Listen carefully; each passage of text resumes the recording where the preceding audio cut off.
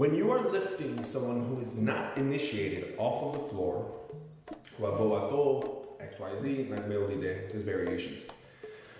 Do you say the name of the Orisha that they've been marked, or do you say the name of the Orisha that currently owns their head? This is not an area of contention, but there are differences. For me personally, I see people lift the person in the name of the Orisha that they have been marked.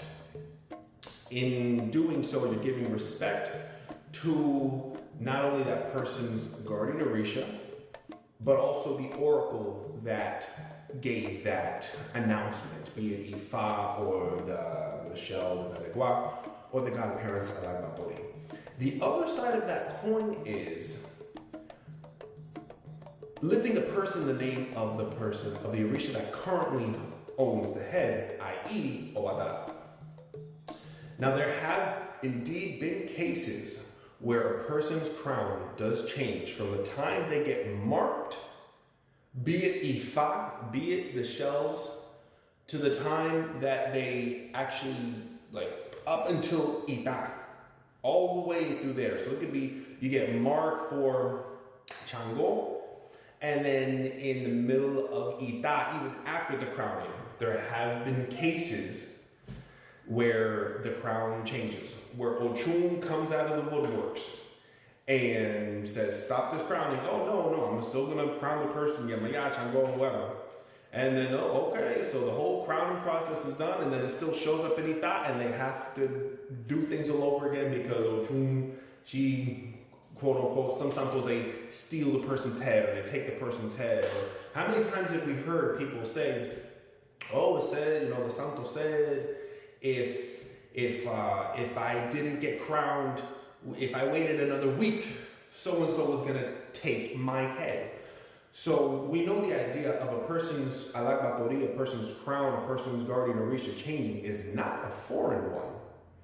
So why lift someone in the name of an Orisha that has the potential to change? So I can lift you as a Yaga, you whoever, when you're not initiated yet. You don't have that santo firmly on your head between today and the time your Ita Imale actually gets performed. Between, that could be 5 years. From the time you get marked to the time of the end of your Ita Male, your crown is subject to change.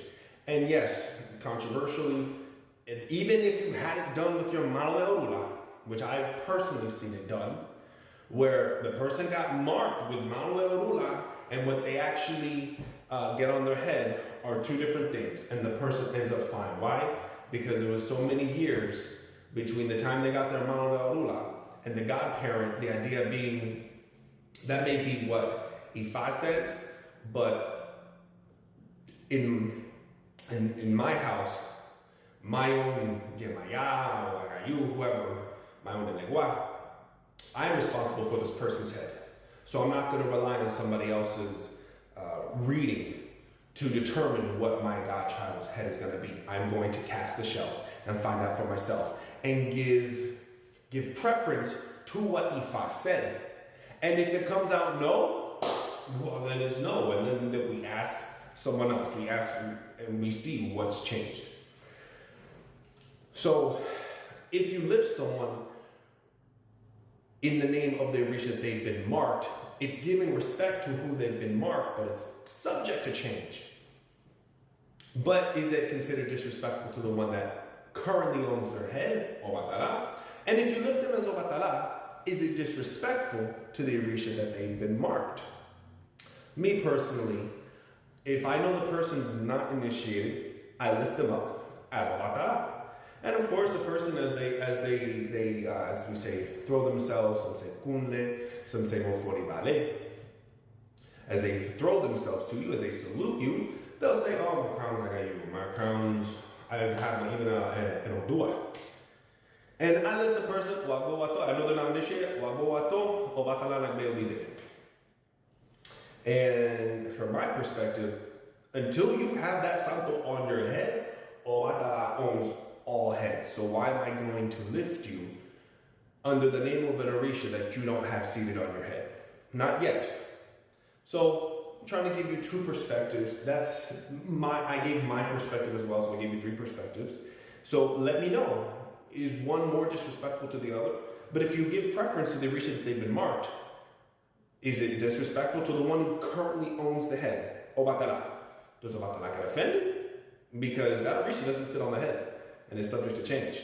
So you can look at it from both ways. Let me know in the comments below what you think, what you do, what your frame of mind is. There really is no right or wrong answer. It's one of those gray areas. This isn't no Odu based. When you lift someone up who's not initiated, do you lift them up in the name of the Orisha that they've been marked, or do you lift them up in the name of the Orisha that currently owns their head? Obatala. Which one is it? Peace out.